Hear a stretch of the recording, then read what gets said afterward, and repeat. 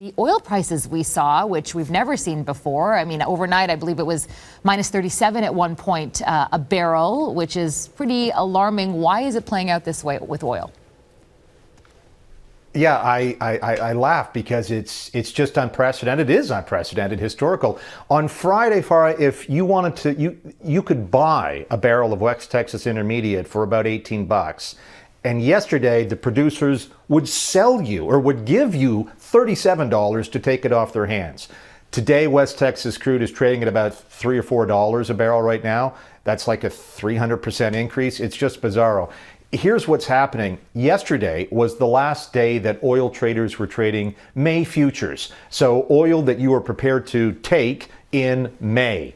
And oil producers, people who buy this stuff up, are saying, I got all the oil I can take in May. I don't think I have room to store it. The tanks are full because people just aren't driving. They're not using oil. And so we saw a situation where people who are normally customers of oil saying, can't take it. The problem, most producers, including Canadian producers, we just can't turn the switch off. These plants are so big, so technically complex, a certain amount of oil has to keep coming out of them. And so producers were going, nobody wants our oil. Please, you got to take our oil, get it off our hands. They can't store it at the facilities where it's being produced. They need refiners downstream to store it. And that's why we saw this negative price where producers were paying people further down the stream to take the oil off their hand. Today, oil is in a positive territory, albeit not much. Why?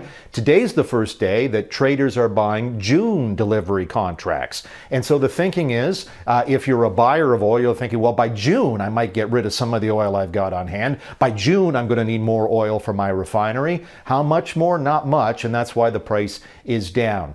The bigger picture for Canada is Alberta, Saskatchewan, Newfoundland, and Labrador rely heavily on oil royalties for their provincial budgets. We know that Newfoundland and Labrador is practically broke right now because they don't have that royalties coming in. Alberta was in a deficit position even before the COVID-19 hit. And this just means it's much more tougher for provincial governments.